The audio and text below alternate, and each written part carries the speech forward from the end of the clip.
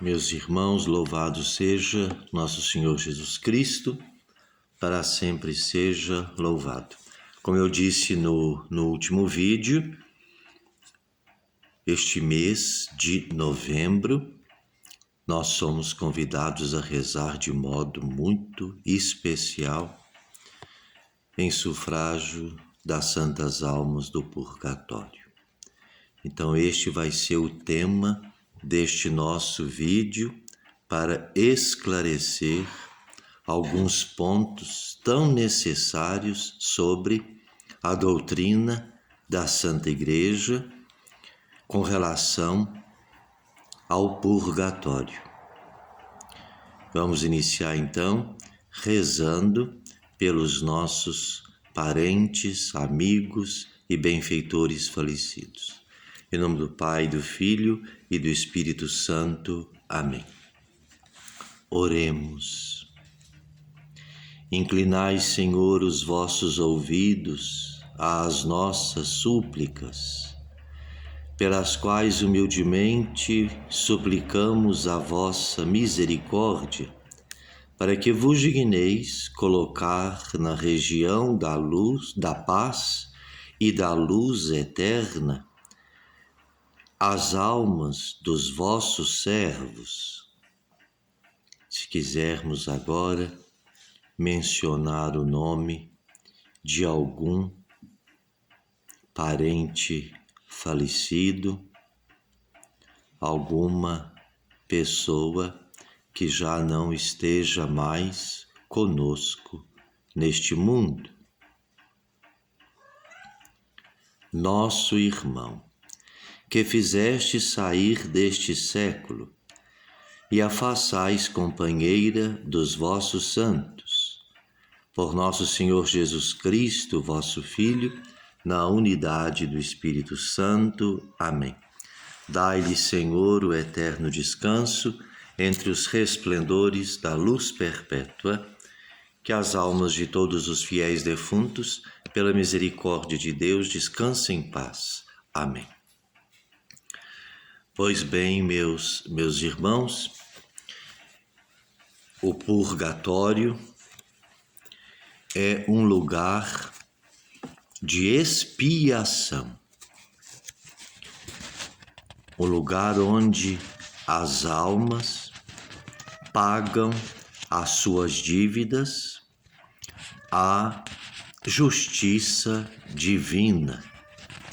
O purgatório também é chamado de igreja padecente, ou seja, a igreja que padece os sofrimentos de terem ofendido a Deus nosso Senhor.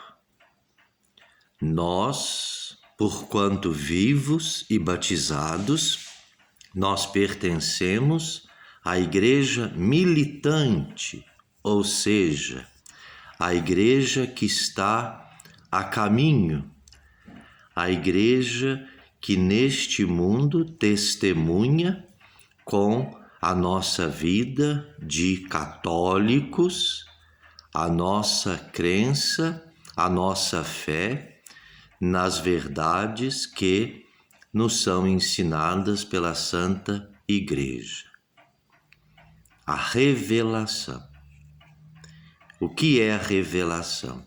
A revelação é tudo aquilo que nós rezamos no Crer em Deus Pai, que nós cremos na Santíssima Trindade, sendo um só Deus, o Pai, o Filho, o Espírito Santo. Nós cremos na encarnação, paixão e morte, ressurreição de nosso Senhor Jesus Cristo. Nós cremos na unidade da Santa Igreja Católica e tudo mais que ela nos ensina. Portanto, as verdades da fé estão todas contidas na oração do Creio em Deus Pai. Por isto, esta oração é tão recomendada a todos nós.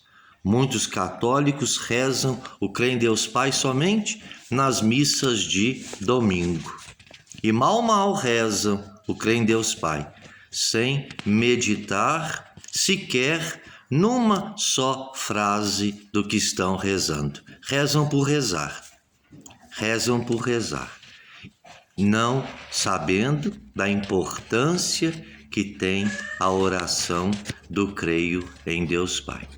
Então nós somos a igreja militante, aquela igreja que caminha rumo à casa do Pai. Na oração do credo, nós também rezamos, cremos na comunhão dos santos. A comunhão dos santos é justamente isso, é a união da igreja militante, nós, com a igreja padecente, o purgatório, e a igreja triunfante, ou seja, o céu. Por isso, nesta união, nesta comunhão dos santos, nós vamos nos ajudando uns aos outros. Nós vamos intercedendo uns pelos outros.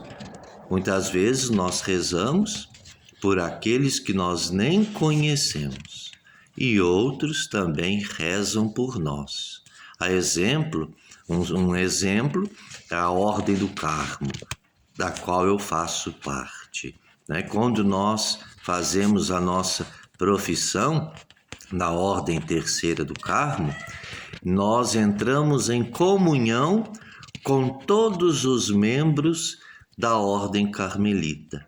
Ou seja, nós entramos dentro dos benefícios espirituais que toda a ordem concede aos seus membros, tanto vivos e falecidos.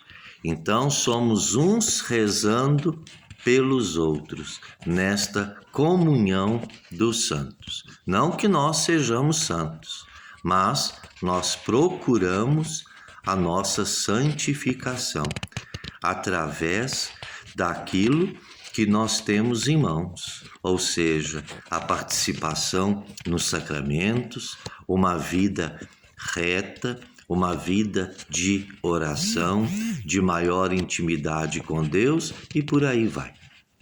Mas o nosso assunto é especialmente a igreja padecente. É muito difícil, não é? Uma alma chegar diretamente ao céu, diretamente no céu. Por quê? Porque nós, pela nossa inclinação ao pecado, muitas vezes, morremos sem a perfeita contrição dos nossos pecados. O pecado tem duas consequências: as penas temporais e as penas eternas. A pena eterna do pecado é o inferno. Aquele que morre na obstinação no pecado, aquele que recusa a graça de Deus, este se condena. Não é Deus que condena uma alma ao inferno. É muito triste para Deus ver a sua imagem e semelhança, ou seja, a sua criatura, sendo lançada nas chamas do inferno. Mas somos nós mesmos que nos condenamos diante do juízo de Deus. Por quê? Porque diante de Deus não tem como a gente fingir, não tem como a gente ocultar os nossos pecados, porque nós veremos o quanto nós ofendemos a nosso Senhor. Portanto, isso é uma coisa muito séria, é uma coisa muito profunda e que está caindo no esquecimento. Então, Deus, na sua infinita misericórdia, ainda nos dá uma segunda chance, por assim dizer. Os novíssimos do homem vão nos ensinar morte, juízo, ou seja, Morremos, seremos julgados. Inferno ou paraíso. Nesse julgamento, ou nós seremos felizes eternamente com Deus, ou condenados eternamente ao suplício do inferno.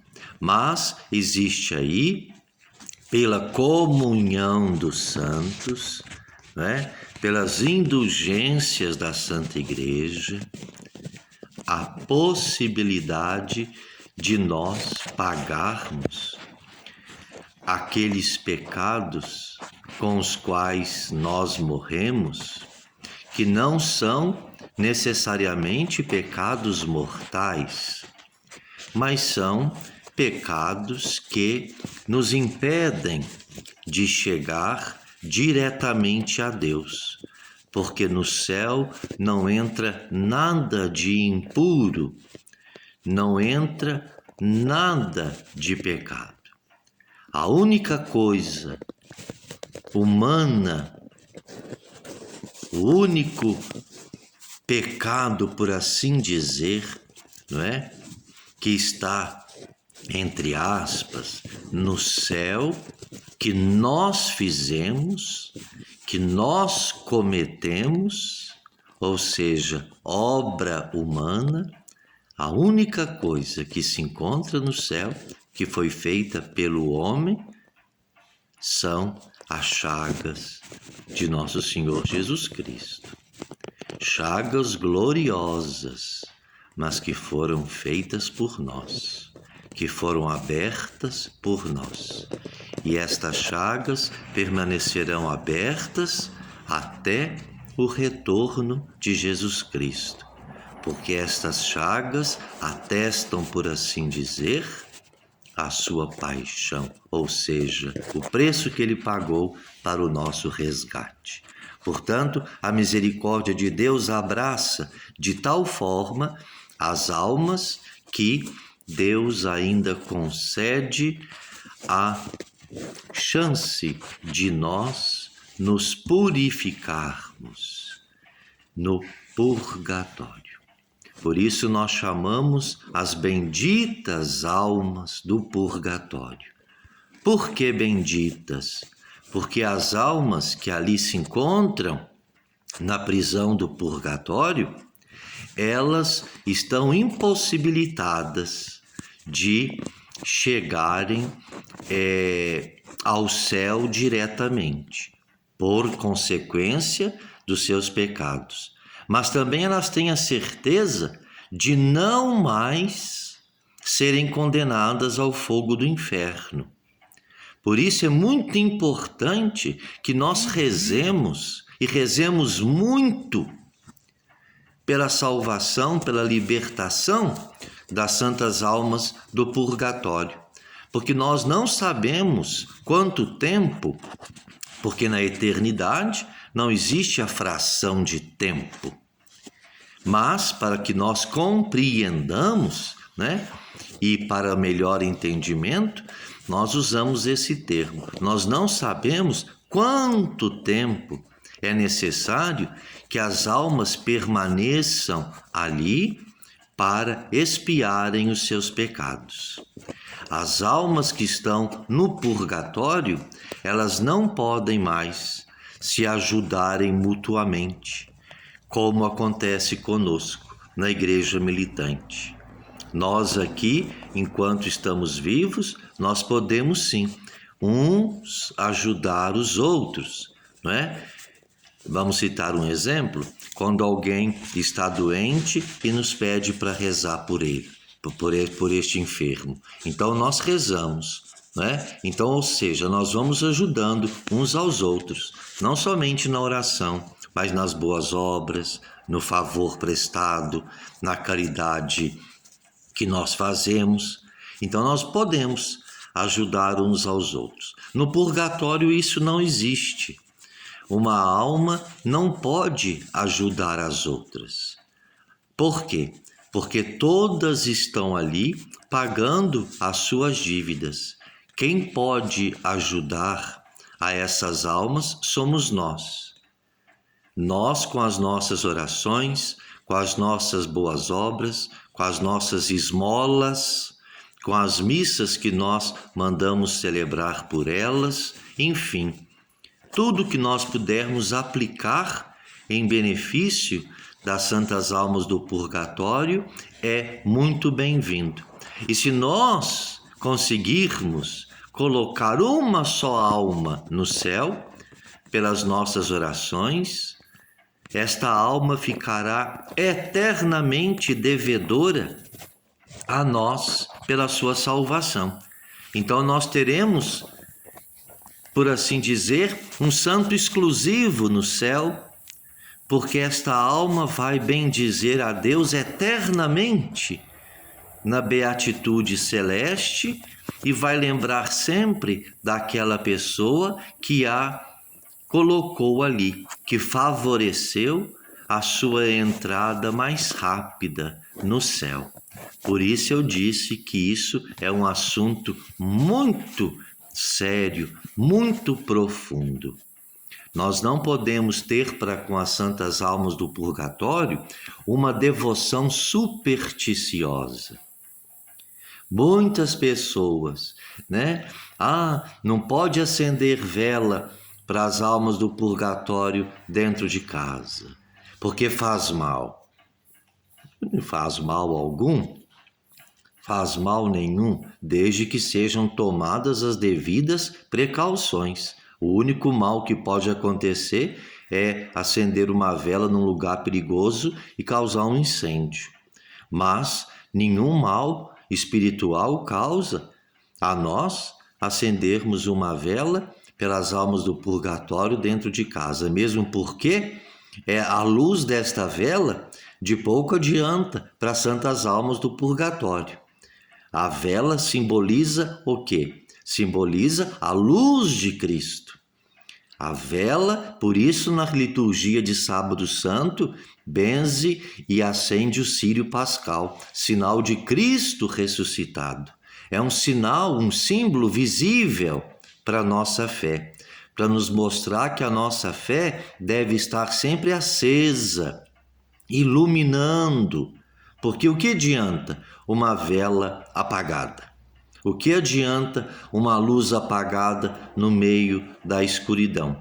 Não vai iluminar. Então nós acendemos uma vela, quer seja pelas almas do purgatório, ou quer seja diante de uma imagem dos santos, de Nossa Senhora. Nós vemos aí liturgicamente a necessidade de usarmos as velas, né? Até com certo número nos altares. Por quê? Isso faz parte da liturgia. Isso podemos tratar num outro vídeo, mas não vem ao caso tratar este assunto aqui hoje. Mas nós acendemos uma vela, né, pelas almas do purgatório, pedindo a Deus que a chama que nós vemos, a claridade que nós usufruímos daquela vela, não é, seja a luz refletida de Jesus Cristo, que é a luz eterna a iluminar e mitigar as penas das almas no purgatório. Outro ponto muito complicado que as pessoas confundem muito. Mandam celebrar a missa para a alma aflita, para a alma de enforcado, para a alma de não sei o que, 13 almas, 15 almas. Não existe isso. Não existe. No purgatório existe a uniformidade. Todos lá estão uniformes. Todos estão conformes na mesma situação. Existem sim aquelas almas que permanecerão lá por um maior tempo, porque são pouco lembradas. A gente chora o defunto somente no velório. Depois passa o velório, a gente ainda lembra do falecido uma semana, chora, reza, depois da missa de sétimo dia, a gente esquece. como dizem, né? Vida que segue, o defunto que fique para o lado de lá. Então, muitas vezes, nós nos esquecemos que aqueles que nós enterramos podem estar no purgatório, vivos, porque estão na vida eterna, mas estão devedores à justiça divina. E cabe a nós ajudar a estas almas pagarem as suas dívidas para entrarem o quanto antes no céu. Portanto, não existe alma aflita ou alma enforcada no purgatório. Isso ficou aqui. O corpo foi enforcado, o corpo foi acidentado, o corpo foi afogado e por aí vai. Mas a alma não. A alma supera, a alma não participa destas consequências carnais, materiais. A alma é intocável nesse assunto. Há uma pessoa que teve que amputar uma perna aqui na Terra, um braço por alguma doença, um acidente. Quer dizer que a alma está lá no purgatório, sem a perna, sem o braço, ou sem isso, sem aquilo? Não, a alma está inteira. Porque a alma, o espírito, é a imagem e semelhança de Deus. É o que nós temos de eternidade em nós. Então não existe isso. Isso é superstição. Aquelas oraçõezinhas que colocam em cima dos altares, quando eu era mais ativo lá na igreja e servia lá na administração, eu simplesmente ia recolhendo tudo, rasgando e jogando fora. Porque aquilo não procede com a doutrina que a Santa Igreja ensina sobre o purgatório e sobre a própria realidade do purgatório.